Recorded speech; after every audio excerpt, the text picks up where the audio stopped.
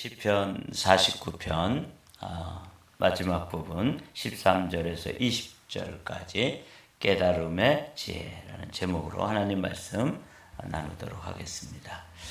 우리 13절, 14절 우리 천천히 한 목소리로 함께 읽어보실까요? 시작.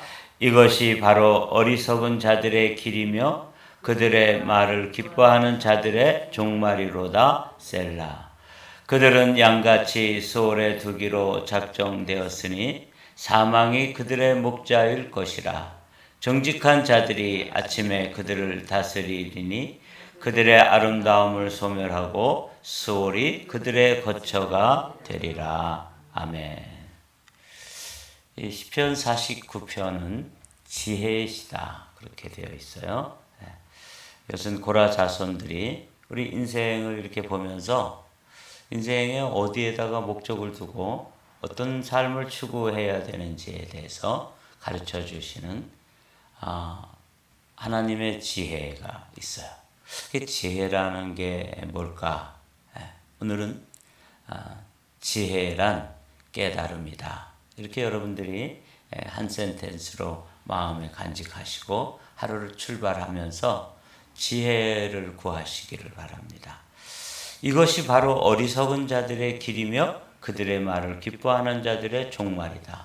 그들이 가는 길, 그들의 그 마침표, 그들이 도착하는 곳, 이걸 이제 이 시편 기자가 우리에게 가르쳐 주는데, 그들이 가는 길이 어디로 연결되어 있냐면 스월로 연결되어 있다는 거예요. 그들의 그 도착하는 그 지점, 마지막 그 종국점이 어디냐면 수월이라는 것이죠. 이것이 바로 할 때 이것은 어제 우리가 살펴본 것처럼 재물이 이 삶의 전부라고 생각하고 그 재물을 추구하고 이렇게 사는 삶인데, 이것은 그 시편 기자가 돈이 아무리 많아도 그 돈으로 뭘 살 수 없다 그랬죠? 생명을 속할 수 없다. 그런데 사람들은 그게 어마어마한 가치가 있는 것으로 생각해서 그것을 인생의 목적으로 삼고 산다. 근데 한편으로는 우리가 이제 이민자로 살아가면서 그럼 재물이 필요 없단 말입니까? 이렇게 이제 질문을 하면 우리가 거기에 대해서 재물은 필요 없습니다. 이렇게 이야기할 수 있는 사람이 아무도 없다. 이렇게 말씀드렸죠. 재물은 너무 소중한 것입니다. 이 재물은 가치가 있는 것이에요. 돈은 힘이 있습니다. 주머니가 좀 얇으면 괜히 이렇게 움츠러들잖아요. 제가 미국 와가지고 공부할 때 중국 그 학생하고 같이 이렇게 잘 다녔어요.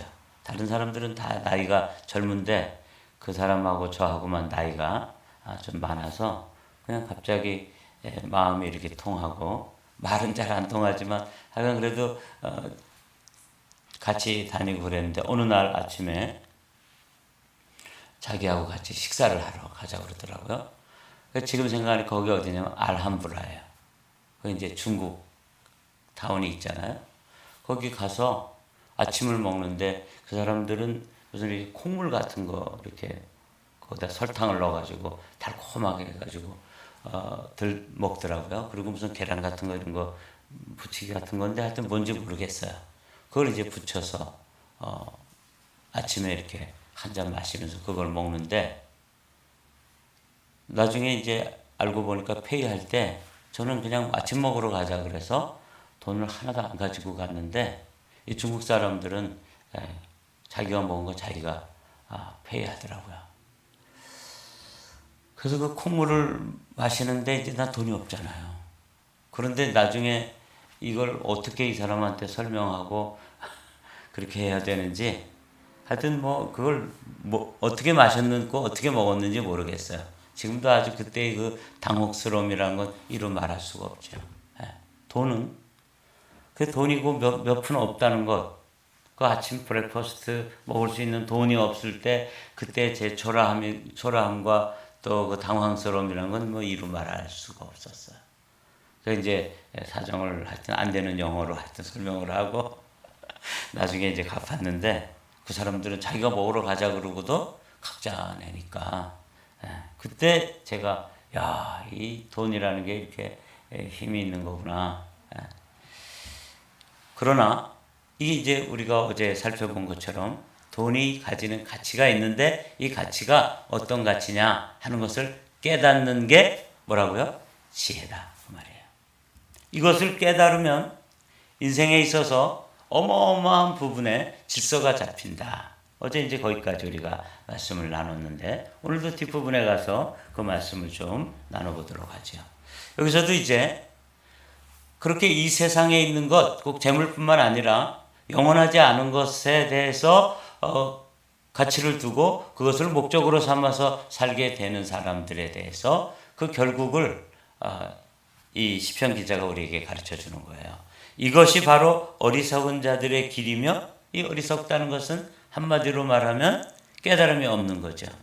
이 어리석다라는 게 아주 참 의미 있는 말이에요. 얼이라는 게 정신이잖아요. 얼이 썩은 거예요. 그러니까 우리 그 얼굴도 얼의 꼴이라고 그러더라고요. 그러니까 그 사람의 얼이 들어있는 굴이라고도 하고 또 모양, 꼴이라고도 하는데 이게 우리 모습이에요. 우리의 얼이, 우리 안에 있는 정신이 또는 영혼이 어떤 상태인지에 따라서 우리의 얼굴이 달라지는 것이죠. 그러니까 잘생기고 못생긴 걸 말하는 게 아니에요. 여기서도 맞아. 어리석은 사람들의 삶의 모습은 그 종국점이 뭐냐면 수월이에요. 그리고 목자가 있는데 아주 놀라운 말씀을 해요. 사망이 그들의 목자가 된다는 거예요. 그렇죠? 여기 나오죠.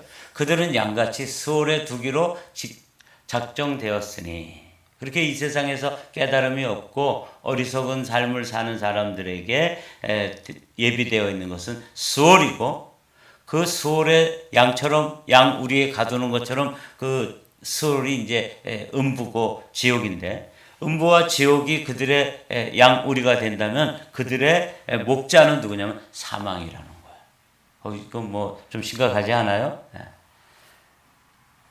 그들의 아름다움은 소멸하고 수월이 그들의 거처가 되리라. 이게 이제 깨달음이 없는 사람들. 이 세상의 것이 전부라고 생각하고 이 세상의 것만 추구하던 사람들, 육신만 추구하던 사람들의 결국은 뭐냐면 수월이 저들의 종국점, 도착지가 되고 사망이 저들의 목자가 된다. 이렇게 되어 있어요. 그러나 하나님은 나를 영접하리니 그러나 이제 깨달음이 있는 지혜자죠. 이 시인이 자신은 깨달음이 있었다는 거죠. 이러므로 내 영혼이 수월의 권세에서 건져내시리로다. 그러니까 이 어리석은 사람들의 도착하는 지점은 수월이고 저들의 목자는 사망이에요. 우리의 목자는 누구예요?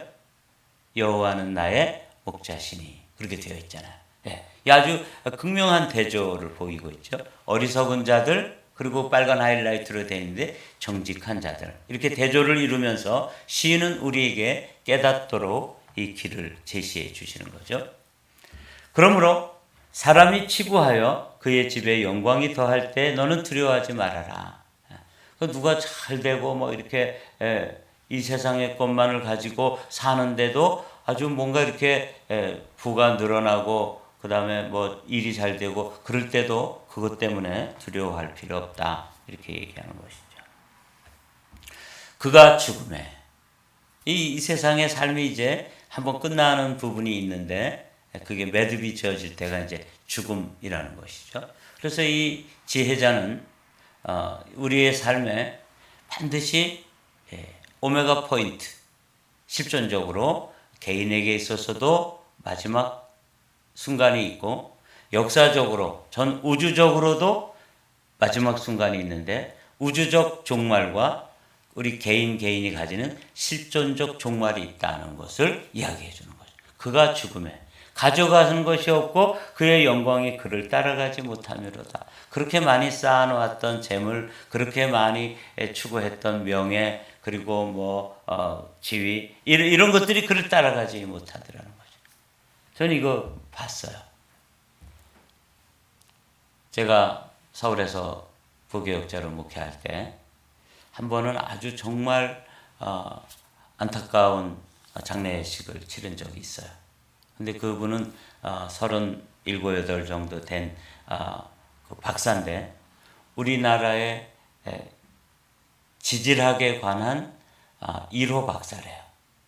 그러니까 우리나라의 그 지질 전체를 이렇게 아주 그 머릿속에 다 꿰뚫고 있는 그런 아주 인재라는 거예요.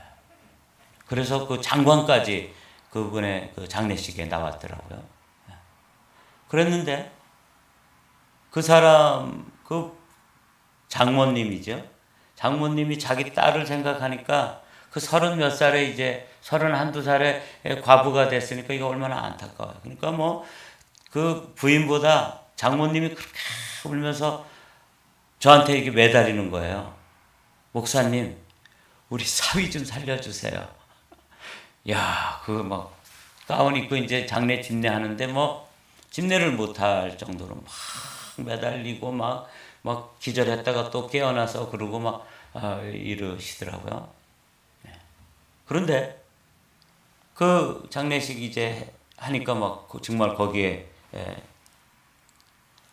그 안에 관을 내리니까 그 관에 뛰어들고 하여튼 난리를 쳤어요. 근데 이제 마지막에는 같이 갈 수가 없잖아요. 그리고 그 사람이 가지고 있는 우리나라 지질 전체에 대한 지식과 또 그 학문과 그래서 30 몇 살에 박사가 되고 촉망받는 그런 인재가 가지고 있던 모든 지식이 그냥 그 관 속에 묻혀서 관 속에 담겨서 땅에 이렇게 묻히는 걸 봤어요. 야, 정말 별거 아니더라고요, 인생이. 그가 죽음에 가져가는 것이 없고 어떻게 하겠어요? 그 사람이 공부를 해서 다 가지고 있는데 그냥 땅속에 묻어두고 이제 썩는 거죠. 그의 영광이 그를 따라가지 못하미로다. 그래서 정말 안타까운 상황에서 장관까지 오고 이런 장례식을 지내본 적이 있는데 그의 영광이 그를 따라가지 못하미로다. 그가 비록 생시에 자기를 축하하며 스스로 좋게 함으로 사람들에게 칭찬을 받을지라도 그 박사는 정말 대단한 분이었어요. 천재고. 그런데 그 이른 나이에 박사학위 받자마자 땅속에 묻어두는 거죠. 참 부질없는 인생이다. 이런 걸 느끼게 하더라고요.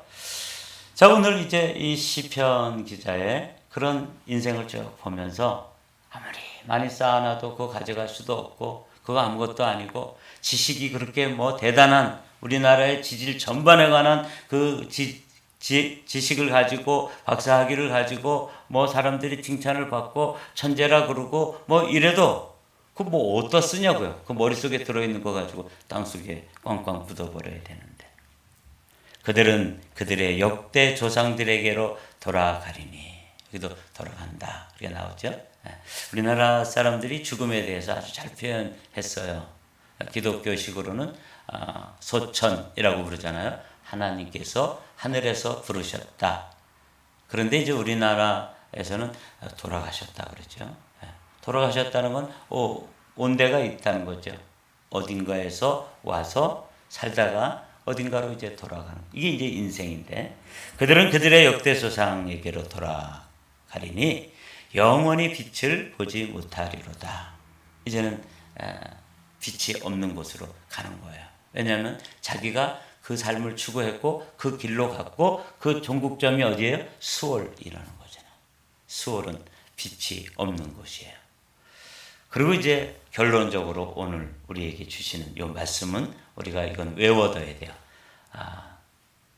시편 49편 20절 말씀 다 같이 읽어보죠. 시작.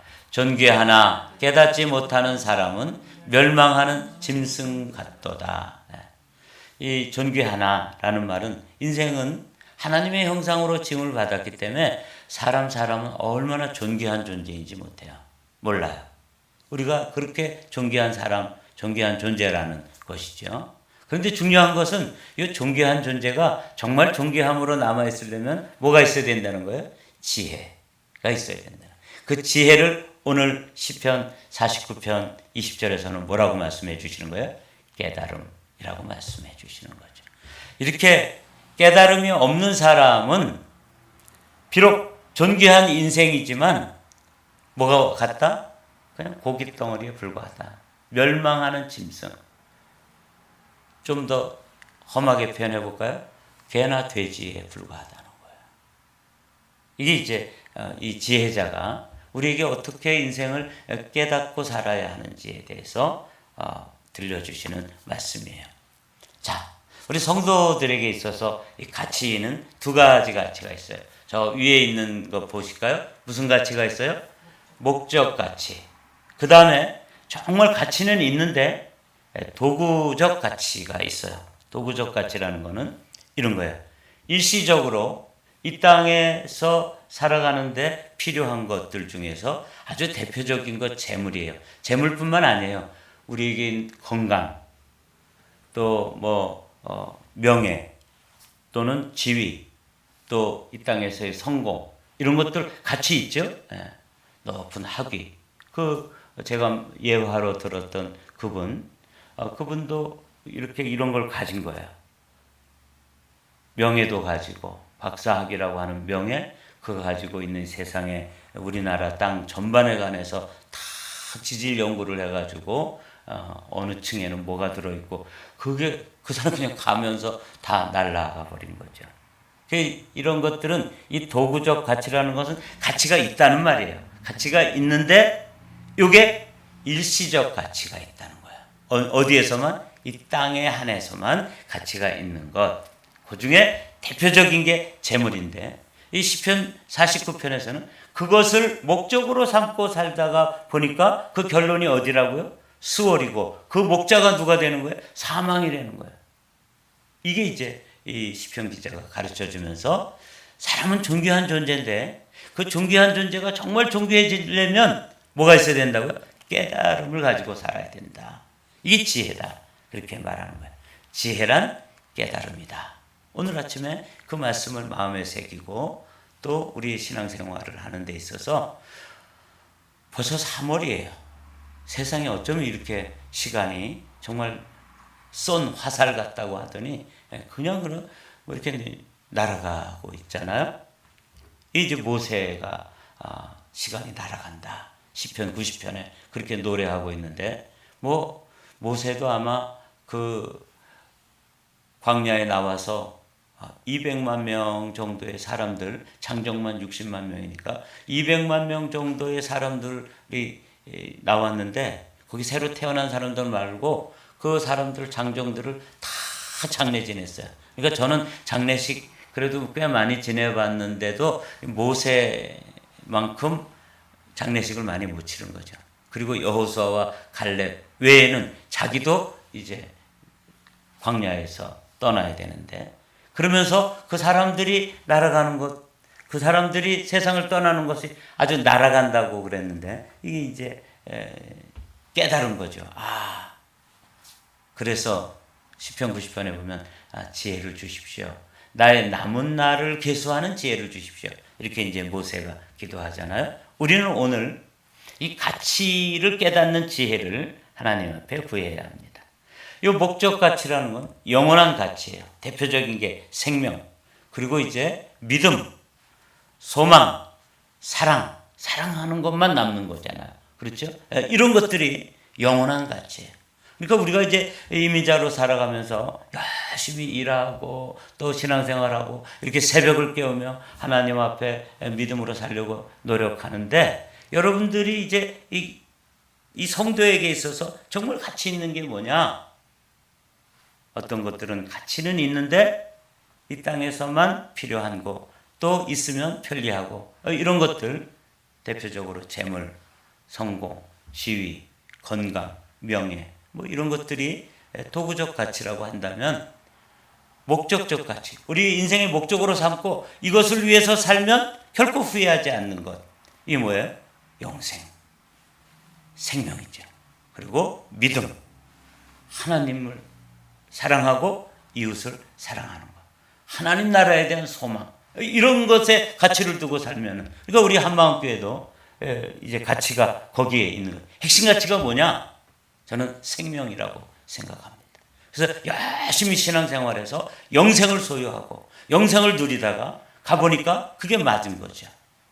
도착지가 스월이다. 그러면 안 되는 거죠. 스월에서 건져져서 천국이다. 이렇게 돼야 되는 거잖아요. 그래서 우리 한마음교회의 목적 생명, 목적 가치는 생명이죠. 핵심적 가치가.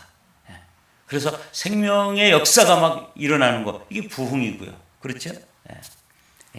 우리가 이제 뭘 추구하면서 살아가느냐. 성도들에게 이제 이 가치를 정립해야 되는데, 하나님, 천지인 이렇게 표현되어 있는데, 이거는 이제 여러분들이 이렇게 구도를 잘 잡도록 한 것뿐이지, 하나님, 그리고 이 땅에 있는 것들, 지, 그리고 사람과의 관계 속에서 여러분들이 이제 이런 가치관을 가져야 돼요. 지, 재물에 대해서, 또 땅에 있는 것에 대해서는 잘 사용하고 다스려야 된다. 어제 이렇게 말씀을 나눴죠. 사람은 어떤 대상이에요? 사랑의 대상이에요. 사람을 이용하려고 그러고, 사람을 골려 먹으려고 그러고, 뭘 이렇게 등쳐 먹으려고 그러고, 이렇게 하면은 안 되는 거죠. 사람은 이해해주고 사랑해줘야 될 대상이에요. 이게 힘들어요. 관계를 잘 못 정립하면. 하나님은 어떤 존재인가 하면 우리가 예배의 대상이잖아요. 경배의 대상이고 월십 해야 되는 것이죠. 여기 이제 성도가 여기 아까 말씀드린 그 가치관, 목적 가치와 또 도구적 가치. 우리가 그런 이 돈이라고 하는 건 결코 아무것도 아닌 게 아니죠. 그러나 돈이 전부는 아니죠. 요 관계를 잘 정립해 놓으면 우리 그리스도인들이 이 땅에서 허무한 인생을 안 사는 거죠. 투잡, 쓰리잡 뛰면서 재물을 모아놓고 그 다음에 그거는 다른 사람이 애들이 쓰게 되고 자기는 병들어서 세상을 그냥 허무하게 떠나게 되는 일.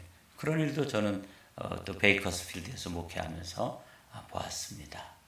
이거는 가치를 어디에 두고 목적을 어디에 두고 살아야 되는지, 그리고 내가 지금 버는 이 재물 또는 명예, 뭐 학식, 지식 이런 것들이 가치가 없진 않은데 가치가 어느 정도인지를 알지 못하기 때문에 그것을 목적 가치로 두고 살다가 그렇게 삶이 허무하게 되는 것이죠. 오늘 저는 마태복음에 있는 이 말씀, 오늘 우리에게 주시는 소중한 말씀이잖아요. 너희를 위하여 보물을 땅에 쌓아두지 말라. 거기는 좀과 동록이 해하며 도둑이 구멍을 뚫고 도적질 하느니라. 20절 말씀 다 같이 빨간 하이라이트만 읽어볼게요. 시작. 오직 너희를 위하여 보물을 하늘에 쌓아두라. 거기는 좀이나 동록이 해하지 못하며 도둑이 구멍을 뚫지도 못하고 도둑질도 못하느니라. 그러니까 이 보물이 이제 가치인데, 이 가치 있는 것, 이 말씀은 헌금을 많이 내라 이런 뜻 아니에요. 이 말씀은 어디에다가 내 인생의 가치를 두고 살아갈 것이냐. 땅에 있는 것에 땅에 쌓아둘 수 있는 것에 목적을 두고 거기에 가치를 올인해가지고 살면 아니 됩니다. 그런 뜻이에요. 그렇죠? 오직 너희를 위하여 보물, 가장 소중한 것, 정말 내 인생의 목적을 두고 살았는데 인생이 맞춰질 때도 내가 추구한 것, 그거 남아있는 거죠. 사랑한 것, 그거 남아있잖아요. 내가 하나님께 대한 믿음으로 살았던 것, 이거 남아있는 것이죠. 천국의 소망을 두고 이 땅에서 내가 최선의 삶을 살았다. 이 소망이 남아있잖아요. 그 중에 또 제일이 사랑이라고 그러니까 우리는 사랑만 하기에도 시간이 얼마 남지 않았다는 걸 여러분들이 알아둬야 되는 거죠. 보물을 땅에 쌓아두지 말라. 그 땅에 있는 것에다가 내 보물이라고 생각하고 거기에 가치를 두고 거기에 삶을 올인하면은 아니 되시옵니다. 그 말이에요. 말씀 다니엘서 12장에 있는 다니엘 단 1, 2, 3 이렇게 외워두세요. 이것도 중요한 구조예요. 다 같이 읽어볼까요? 지혜 있는 자는 궁창의 빛과 같이 빛날 것이요 많은 사람을 옳은대로 돌아오게 한 자는 별과 같이 영원토록 빛나리라. 아까 우리가 시편 쭉 읽으면서 이렇게 살지 지혜 없이 사는 사람, 어리석은 사람들은 어떻게 했다 그랬어요? 수월에 내려가서 빛이 있다 없다? 없다 그랬어요. 그런데 지혜 있는 자, 정말 무엇이 중요한지, 무엇이 중헌지 그걸 깨닫는 사람은 지혜 있는 자인데 그 지혜 있는 자는 하늘의 빛과 같이 빛날 것이요 많은 사람이 옳은 대로 돌아오게 되는 별과 같이 영원토록 빛나리라. 여러분, 저는 이게 이제 기도의 제목이죠. 우리 한마음교회 성도들이 열심히 신앙생활을 하는 것처럼 보였는데 도착 지점이 수월이다. 그래서 빛이 없는 캄캄한 어둠. 그리고 그 입구에는 뭐라고 써있냐면 단테라고 하는 시인에 의하면 뭐라고 써있냐면 일체의 희망을 버려라. 그 지옥이에요. 거기는 희망이 없어요. 거기서 뭐 나온다든지 거기서 잘해가지고 뭐가 좀 잘 된다. 이 일체의 희망이 없는 곳이 지옥이에요. 그런데 거기는 거기 있는 사람들이 아니라 하늘의 빛과 같이 빛나는. 그래서 제가 이 성도들이 많고 적고를 떠나서 단 한 분이라도 정말 알곡이 되고 그 안에 생명이 있고 예수 그리스도의 생명으로 가득 차서 그들이 하늘의 태양처럼 하늘의 별처럼 빛나는 그런 존재들, 이런 사람들이 되는 것이죠. 제가 언젠가 말씀드린 적 있잖아요. 부흥이란 이 땅에 티끌이 뭐가 되는 거냐면 별이 되는 것이다. 주님께서 그렇게 말씀해 주셨어요. 이 티끌, 땅의 것에만 관심 가지고 흙에서 뒹굴던 그런 모래와 같은 존재들이 말이죠. 하늘의 별과 같이 변화되는 거예요. 이렇게 이런 역사가 폭발적으로 일어나는 걸 뭐라고 부른다고요? 부흥이다. 그렇게 부르는 거예요. 제가 그때 놀라운 깨달음으로 흙이 별이 되는 것이구나. 흙에만 관심을 가지고 땅에만 관심 가진 사람들이 하늘에 관심을 가지고 하늘의 별이 되는 것, 이게 뭐라고요? 우리 안에서 일어나는 부흥입니다. 이런 부흥이, 이런 지혜의 역사가, 깨달음의 역사가 저에게, 여러분에게 십제가 되기를 주님의 이름으로 축복합니다.